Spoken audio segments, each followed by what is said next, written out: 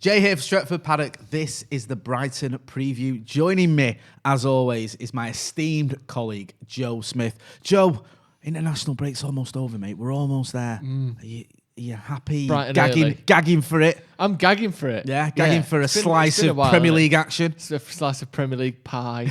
I can't wait. Yeah, I'm looking forward to it. It seems like ages since we played. I know it has been 2 weeks, but it seems more than that. Almost like whenever the last international break, to me, always feels like the season's ended. Yeah. And you sort of go, oh, yeah, shit, we've still got 10 games left to play, whatever it is. Yeah, I'm looking forward to stuff coming back. It's, looking forward to seeing people play for United rather than having to watch highlights of a goal here or there that people have scored online that I don't really care about for their national team. Back to Man United. Games we actually care about again. Very much looking forward to it. Just on Manchester United's form, it's been sort of, as you can see there, a little bit of a mixed bag, shall we say. Few big wins in there. The win against City, obviously. Well, say a few big wins, good wins. Win against City, the win away at Milan, obviously, and a decent win at home to West Ham.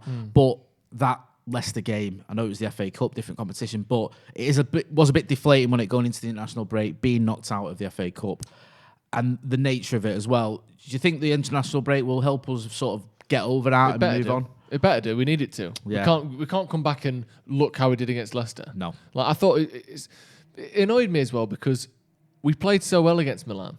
And I don't think we were like amazing, our best team, but they didn't. It was 1-0. One goal would have got them back in it. Yeah. It didn't even look like them getting a goal. No. United defended so well in that game and just really just stifled them and closed the game out really well. Similarly to how we did against City. Not the same level of performance going forward. But against City, we were 2-0 up and it's like, we're going to win this. It never really got close. It never really got edgy. And then you follow that up with a game against Leicester.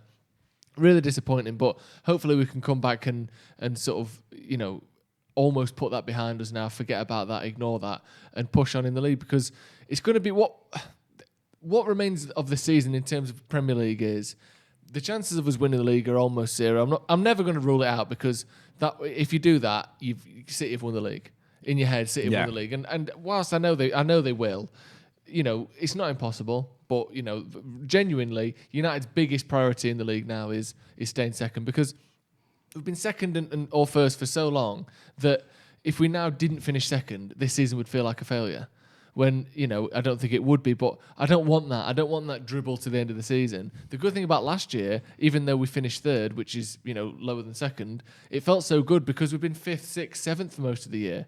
Whereas now, if you're dropping down, I really hope we don't allow that to happen, and we need to bounce back quickly, and we need to come back with some of the sort of the fervour that we had at the start of the season, where United look like we're trying to get goals, we're trying to win games, rather than sort of, I know it's been a lot of injuries around it, but the sort of 0-0s we've been having recently, I want to see a bit more than that. I want to see them look like they want a bit more than that, because I'm not saying they're not trying, but there's been times in the last sort of 6 weeks where you kind of go, what are we watching here? It's everyone looks too nervous. Everyone looks edgy. Everyone looks, like they're not quite sure what's going on. I want a bit more control and a bit more of United looking like a really good team again, like they did, before Christmas. No, completely agree. Just before we started filming, me and you got a little bit angry, didn't we? Not with each other, but with the treatment, shall we say, or the narrative around a certain player. Yeah. Manchester United's captain, Harry Maguire, because during international break, scored a very good goal for England. You think he might get a bit of credit, but no, it seems as if still this, I almost want to call it campaign against him, where it's almost like he can't do right for doing wrong, and any mistake by any player in the team, anywhere near him, it's Harry Maguire's fault. Yeah. And that sort of, even the England game against Poland where he scored, people were blaming him, or some people on social media blaming him for John Stones' mistake, which is just bonkers. Then we had, I don't like giving him airtime, but, like someone ringing a radio show saying the United fans saying we should replace him with Conor Cody, which is the most ridiculous statement I've ever heard in my life. Harry Maguire, you can see his stats there. He started off patchy this season. I think there's no, that's not a sort of... no question. Yeah, there's no question about that. It's hardly the most sort of insightful comment. But he has improved. Where do you sort of think he stands at the minute? How do you think his season's panned out so far? I know some people think that I sort of defend Maguire more than he deserves it, or that I'm just some giant fan of Maguire no matter what. And I'm not. And like I said, the first sort of 6 weeks of the season, it was clear what was going on and the summer was affecting him. Or maybe it wasn't that. Maybe he just was having a bit of a shit time. Yeah. And I don't even necessarily want to say, oh, you're allowed to be shit because of this, because maybe it was that, maybe it wasn't. Who knows? And who knows what happened in Greece? Who knows what, et cetera, et cetera. But he wasn't particularly good, and fair enough. But then, since I would say October, I think he's been excellent generally. In big games as well, he's been excellent. And there were some things in a few games where he kind of lapses in concentration or he gets dribbled around occasionally. But really, you look back and there's not that much. And the amount of times he's been excellent is so much higher than the times he's been poor. And people don't look at the times he's been good. And I don't understand people are so happy to look how much Luke Shaw's improved, look how good Luke Shaw's been. When Luke Shaw was playing badly, people used to blame Maguire for that. People used to say, oh, he's got to marshal his defence better, he's got to control his defence better. Now Luke Shaw's playing great. No credit to Maguire there. They've formed a bond. And I'm not saying that it's Maguire is the one who should get credit for Shaw playing well, because I'm not someone who said he should have been blamed for Shaw playing badly. I don't think it's either way. But the fact that it's like when something bad's happening, it's Maguire. When Eric Bailly makes a mistake, it's Maguire. When Wan-Bissaka plays someone onside, it's Maguire. It's like it's not one person's job to defend for everyone. There was a point early in the season, it was against Leicester, when Maguire had the ball, the 1-1 on Boxing Day. Maguire has the ball inside his own box. He sort of falls over on the ball a little bit. No one near him. Gets back up, passes it to Bruno. Then Bruno passes the ball straight to a Leicester player who scores. People blaming Maguire because his pass to Bruno was a little bit ungainly. That's Maguire's fault that Bruno's literally just passed the ball away. And then the same thing happened with Fred the other week against Leicester again. Maguire passes the ball to Fred, who has Wan-Bissaka on, who has the goalie on if he passes it quickly enough, who has a turn on if he wants to try and get away from his man. He passes it to Iheanacho, the ball goes in the back of the net. People blaming Maguire for it, saying, oh, he's passed Fred into trouble. If you're a team who's playing out from the back, you're going to be passed into trouble. That's the risk of playing out from the back. I just feel like, I don't think he's been the best defender in the world, but some of the criticisms he gets, and again, like you said, the other night for England, John Stones just passes the ball away, and I see threads with thousands of likes saying this is where Ruben Diaz would have been on the pitch, with a circle where Maguire isn't, and he would have been available for the pass. And therefore, it's not Stones' mistake. He took a heavy touch and they scored. It's Maguire's fault because he's not in the right position. And it's just like, I don't see anyone else being held to these standards of every mistake anyone in the sort of the back 7 players, goalkeeper, four defenders, 2 defensive midfielders. If any one of those people makes a mistake, it's Maguire's fault. It's such a weird thing that goes on, and I think he's been very good, honestly. I don't think he's been, like I said, the best defender in the world, but he's clearly made United's defence better. It's a shame for him almost that he cost as much as he did, because that's not his fault. He doesn't set his own price. It's not some ego thing where he's like, I'm not moving for any less than 80 million quid. That's what Leicester got out of Man United for Harry Maguire. And if you take the price away, which, I know you can't entirely, but if he cost, someone made a good point the other week. If he cost 30 million quid, people would be saying he's one of the best defenders in the league. But because he's meant to be better than Van Dijk because he costs more than him, no one can say that he's anything other than shit. And I just don't think it's true. And United's defence has got so much better this season and was improved massively on the season before last season when he came in. I just think some of the criticism you get is just ridiculous. And if you take a step back from trying to come up with a vision that no one else sees, and it's not actually Fred's fault, it's not actually Bruno's fault, it's not actually Stones' fault, it's Maguire's fault. It's just not, and it's just ridiculous, and I don't understand where it comes from, but I just think you've got to look at what's actually happening, and he's made United's defence a lot better, he's made England's defence a lot better, and he's a very good player. I completely agree, and just one final point on Maguire. I think that if you notice it, like our record against the top or the big 6, however you want to term it, lots of 0-0s in there. That's not Maguire's fault. No. Maguire's doing his part of the job there in keeping a clean sheet or helping us keep the clean sheet. The problem and the reason we haven't turned them 0-0s into wins is because at the other end of the pitch, we're not scoring goals. And no one wants to give Maguire credit. No. Like, we've gone up against all these big teams and kept clean sheets. It's, Maguire's not good enough. Well, I'm sorry. And this myth, and we need to put this to bed, that he's a goal-scoring defender. No. He's never been a goal-scoring defender. People think that because he scored a goal in the World Cup against Panama or Tunisia, one or the other, I forget. He scored a goal against United, and then people think, he scores loads of goals. He doesn't. No. And I admit he can do better in corners because he gets on the end of a lot of corners. He doesn't score many of them. But we didn't get him to score in goals. We got him to stop conceding goals, and he does that. Yeah, and like you said, people saying he bottles it in big games. It's like, go back through the semi-finals that we've had or the quarter-finals that we've lost. He's not really made a mistake in many of them. And you know, I just think it's ridiculous. And I even saw people, and I think we can round it off with this because this explains quite how ridiculous it was. The goal he scored for England the other night, for anyone who hasn't seen it, it was a volley sort of from the penalty spot into the roof of the net over the goalkeeper. Really nice finish.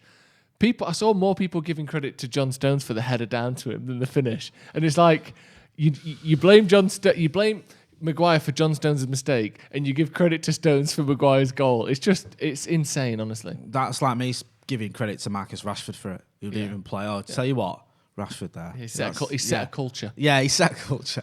He's influenced them from afar. Another player who perhaps probably the other end of the spectrum, he's not ever got he hasn't ever got the credit he deserves.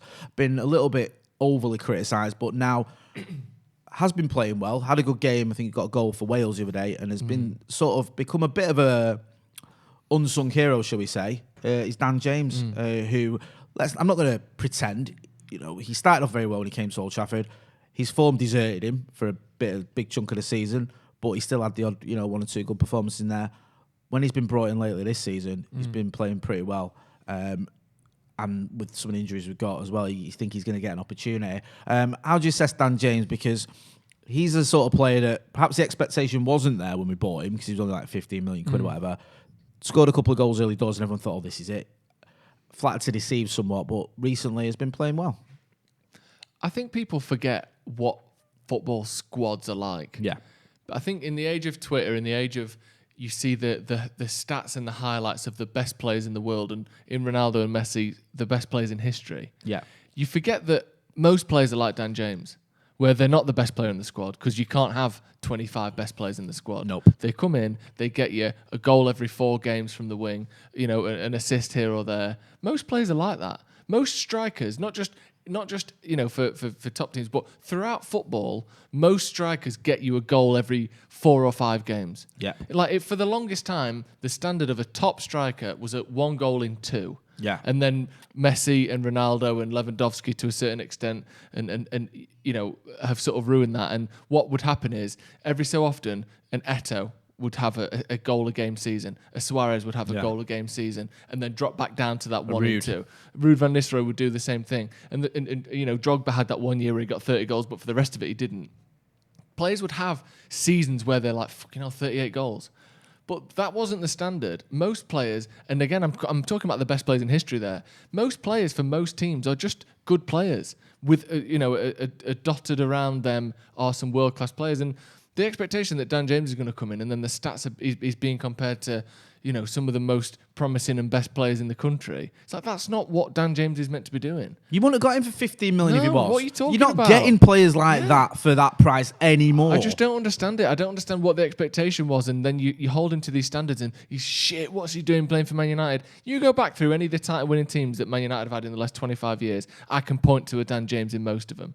And, I'm not saying that he should be playing for United week in, week out, but squads have players like Dan James in, and his attitude is excellent, and he can be relied on in big games. Let's not forget that. He can do it against City. He can do it, against tough teams. He's not just you don't just play him against Wickham in the League Cup. No, he smashed it against Leeds, didn't he? Yeah. And you might have said, well, the bottom half table was still one of our main rivals. Yeah. Played very well last season at the Etihad. Yeah, when he was getting a lot of stick. I thought that was probably his best game in a United shirt. Completely agree with what you say. You go through history, you look at the likes of Jesper Blomqvist, who played like 40 games in the treble-winning season. Wasn't an outstanding player, was a good squad player. And I'm not saying, you can argue about is Dan James as good as that, but I get what your point is. You have squad players. Do you know what I mean? Yeah, people, it's like, because everything should be that. Yeah, everything has to be a tweet or he's got this. I saw a tweet the other day, and I don't even know who tweeted it, so I'm not trying to call anyone out here. But it said Dan James has got, I think it was 2 goals or assists in his last 3 games for Wales. I'm like, what the fuck is that for a tweet? He's got 2. Because it's nearly 1 a game, but for a game span of 3 matches. And you're like, don't do this to him. Don't make him out like he's trying to be a goal or assist player per game, and he's done it for 3 games. Give some respect to Dan James. He's got a goal and an assist in his last 3 games. That's not what he's meant to be. If we'd have gone out and spent Nicolas Pepe money on him, yeah, I'd be hold fair. him to that standard. Yeah, but we didn't. We bought him in like expecting him to be a squad player. And he's been that, and he's done a good job of it. I'm not going to sit here because some people go OTT and go, Dan James is the best player we've got in a minute. He's not. And that's ridiculous. No, he's not. Do you know what I mean? But he is a good squad player, doing what he's been asked to do. And I think he doesn't get enough. He didn't get enough leeway as well when his dad died just after his move. And I think we want to talk about mental health and be kind and all this other thing that people want to use a hashtag for and talk about. But when a youngster, and he is a youngster, he's 20 years old when it happened, or 21, loses a dad who's obviously very close to him, big part of his career and his footballing career, just as you get in your big move to one of the biggest clubs in the world, of course that's going to affect you. The guy cried when he scored at Old Trafford. Obviously the emotions were there. And yet, as soon as he starts playing badly, like when it happened with Jesse, and he said, I've had mental, issues going on. So you start playing badly, people just don't want to acknowledge that. Do you know what I mean? And Dan James has been very vocal about his mental health as well. I like that about him. And I think, he's doing well for us. And long may it continue. Yeah. With that in mind, with the Harry Maguire... Don't say that. What? Don't say with that in mind, give us your team, because he ain't in it. For God's sake. Right. Oh. No, with how nice we've got to be to Dan James and how well he's playing, only an absolute evil moron would not put him in their team. Joe, tell us your team. You do it differently to me, don't you? No, this is a predicted. All right, so this is who you think Ole Gunnar Solskjaer I think this is what we'll see. Pick for the game at Old Trafford against Brighton and Hove Albion. Yeah, I've gone with De Gea. I think he'll come back in. Yep. And I think it'll basically be... I expect, we saw Ole come out a couple of weeks ago and say, don't sleep on De Gea. De Gea's been a world-class goalkeeper and he still is. I think basically saying when he's back, he's my number one. So I expect him to play. Makes sense. Then that defence picks itself. I know Lindelof dropped out of internationals, but that seemed to be almost like an understanding that he's got this injury that needs to be sort of considered and addressed rather than like he can't play because he's unfit. So Wan-Bissaka, Lindelof, Maguire, Shaw. I've gone Fred and Pogba because Matic was so bad against Leicester. I know Fred was no better, but Matic, when he's bad, is like he's just not there. Like, where is he? Whereas at least Fred sort of he's on the ball and at least he's giving the ball away. Do you know what I mean? At least he's got the courtesy to give the ball away. Matic don't even get it. But I think Pogba's going to play. I want to see Pogba in that deeper role, and it used to be Pogba and Matic, didn't it? We saw that last season, and that worked very well. But I worry. I would be more likely to see Pogba and McTominay, I think, than Pogba and Matic. But I've gone Pogba and Fred because Ollie does seem to like Fred, or certainly plays him a lot. And then Greenwood, Fernandes, Rashford. Again, bit touch and go on Rashford. But I'm hoping the fact that he didn't play for England means he will be fit for United. I know that logic sort of falls down. No, I get where you're coming from. He couldn't play, so why would he play? But yeah, I hope he does, and I think he might. And then Cavani up front. Makes loads of sense. Yeah, I like what you've done there with Pogba playing alongside Fred, because I think Steve always makes this point. Just because they're in the holding midfield positions doesn't mean they're holding midfielders. Yeah. Pogba often plays from deep, but will move forward when he needs to as well. And also, to be fair, so does Fred. If you bring up my team, it's quite similar. As you can see, there's only the 2 changes. I've gone with Eric Bailly. 3 changes. Oh, is it 3? Sorry. 3 changes. Yeah, I was never very good at maths. Eric Bailly coming in. Is counting maths? Counting to 3 maths, would you say? Yeah. Is it not? I don't know. Is anything to do with numbers maths? I think Is a stopwatch maths? Yes, because there's numbers involved. Interesting. So you have to... Seeing what number do you live at? 38. He's going down the road, and is that maths? I think that's just seeing. Carry on. No further questions, Your Honour. I feel like we're entering some existential debate here. It's not... What are numbers? Are numbers maths? So I've gone with Eric Bailly. The Victor Lindelof thing you mentioned, you say it might be just one of those where it's cautious rather than there's actually an issue there, but I'm going to bring Eric Bailly in because of what you mentioned, and I just think it might be a thing where Lindelof isn't 100%. Scott McTominay, I mean, you mentioned it, I just think Fred, his form's deserted him, man. He's been terrible. And Scott's not been that bad this season. He's got 8 goals or something. It's not that bad. I'd rather see McTominay. Yeah. I was picking Fred because I think... I get where you could, because Ole does love Fred. Yeah. He's played, I think, like a ridiculous amount of games under Ole.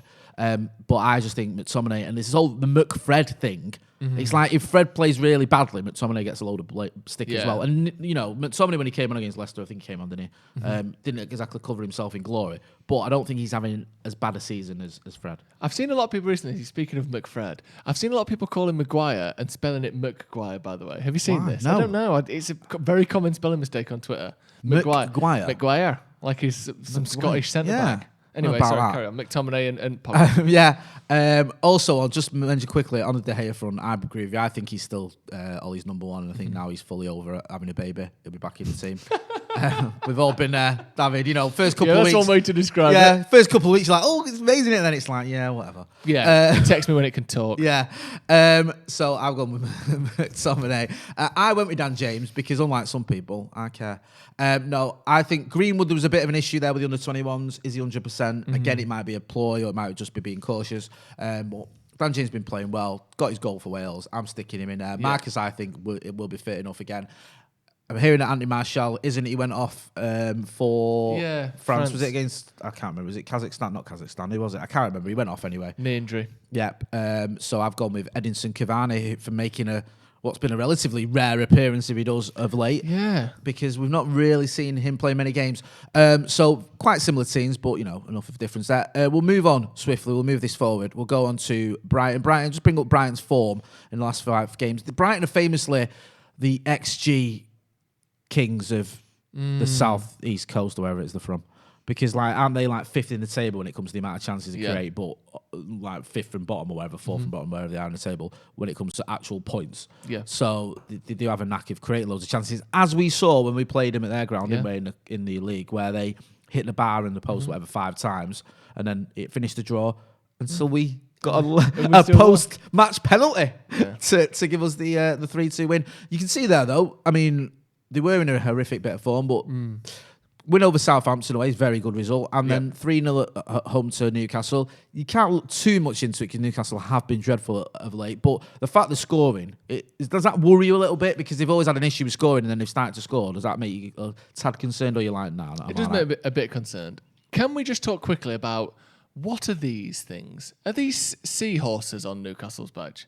What are they? I'm glad you've raised that issue. It's something that keeps me awake with at little night. tiny arms and a little tail at the bottom. What are they? Do you know? Newcastle's just crazy, innit? That club. Love it. It's mental. Anyway, sorry. Little wings as well. Wings and a tail and a little arm. It's better than Southampton, who've just got a tree and a bit of water and a white rose. Yeah, rubbish. I mean, that tree's not doing anything much, is it there? Do you know what I mean? No. At least Albion have got a lovely bird. Excuse you. Can't say that anymore, Jay. You know that. You know that's not the sort of language I read. Oh, there we go. We're just getting something up there to explain about Newcastle's coat of arms because, you know, I'm sure you're all worrying about that. And apparently it comes from a Norman era castle and 2 seahorses, which were added in 1575 to signify seafaring heritage. What is the fact that people always say about seahorses that they act like you don't know, but you've heard it before? Well, go on. It's the male that actually gets pregnant with seahorses. Did you know that? Did you not know that? I'll tell you something. That's like, I've heard this 10 times. I'll tell you something about Seahorses. Remember when John Squire was in the band The Seahorses? No. John Squire, famously of Stone Roses, guitarist, songwriter. Obviously, Stone Roses split up in the 90s. He starts The Seahorses. What's that an anagram of? Stone Roses. He hates roses. Oh! No, it's not, because Seahorses doesn't have a T in it. Anyway. The Seahorses. I'm joking. Right. Brighton. We've just had some producer Cam saying, get back to the game. Sorry. Yeah, Brighton, they're a good team, and we know from playing them. We played them like twice in 2 weeks, didn't we? Yeah. That they're a tricky team to play against.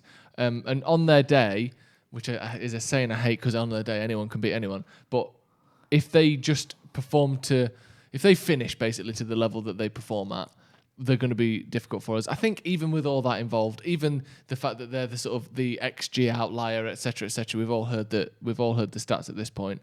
We're still better than them. Yeah. And if we have most of the players that we've both picked there, I know there's kind of like 4 injury unknowns in both of our teams. You know, we're not sure about Lindelof, Rashford. You know, I don't know what the situation with Cavani is. I don't know what the situation with Greenwood is. So. Who knows what sides we'll see. I think if we see a good side with Pogba, with Bruno, with Rashford, I think we'll beat him. I think those 3 people play, we beat him regardless of, you know, whatever XG they want to pretend is holding them back.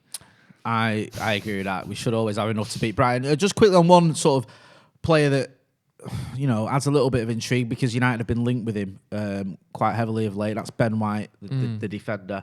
You can see that, you know, there's a question there. Could he be a future potential centre-back partner for Harry Maguire? I mean, does this tickle your fancy, this rumour? It doesn't immediately tickle my fancy, no. No. I'm not, sweating at the I'm not lower going to back. lie. I knew very little about him. I know he's on loan at Leeds. When we were living with him, I was like, who? Yeah, I mean, that's not discounting him. Maybe a very capable defender, but it seems like it might be more sort of paper talk than any actual real interest. But we'll wait and see because you never know. Just briefly on our head-to-heads, our record against Brighton, you mentioned that we played them twice already this season. I mean, it's pretty emphatic, those string of results, aren't they? Yeah, and obviously, like you said, one of those we won after the game had finished, so it was a tricky game. That the 3-2 was a really difficult game, and to be honest, they deserved to win that game. The amount of time they crossed the ball to the back post and they just had like open man was insane. They should have got 4 or 5 goals against us. So, I know it's 5 wins, but consider the second to last one lucky to get away with that win. Yeah. I don't think it's quite as cut and dry as the history would suggest. I think there's a stat on the ticker at the bottom that they've never beat us in the Premier League, or certainly not at Old Trafford. So it's going to be more difficult than that would suggest because they are a good team. They are coming into a bit of good form. Who knows how the break will have affected them?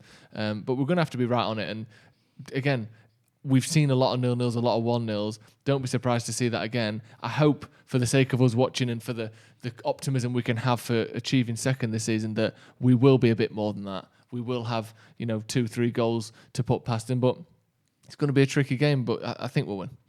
Yeah, I don't think Brighton have ever got over the 1983 Cup final. That first one where, was it Smith, last minute, 2-2, can score, winning the FA Cup, doesn't.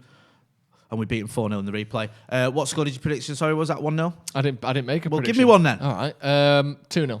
2-0? Mm-hmm. Mr. Beige. I'm going to go 5-0. There you go. Wow, Mr. Back from an international break. Mr. With a bang. Lights. Hey, Harry Maguire and Dan James getting amongst the goals. Donny van der Beek, he scored as well. Then he can come off the bench and get a goal if he's not playing. So anyway, we'll be here with the watch along. Won't it? It's me, you, and Macca in it. For the watch along. Yeah. Adam McCullough's back in the house. Yes, Adam McCullough. Good to see you. Joining us, gracing us with his presence. If you've not had a chance yet as well, go and check out Adam McCullough's interview with Ravel Morrison. It's mint. It's absolutely brilliant. So go and have a look at that. That's up on the channel. As I said, we'll have the watch along. We'll have all the pre-match stuff as well and the post-match reactions. So make sure you are liking, sharing, and subscribing. That's been Joe Smith. Joe, where can people find you? Joe Smith 93 on Twitter and Instagram. You know where to find me. I've been Jay Motti. This has been the Brighton preview. Thanks for watching.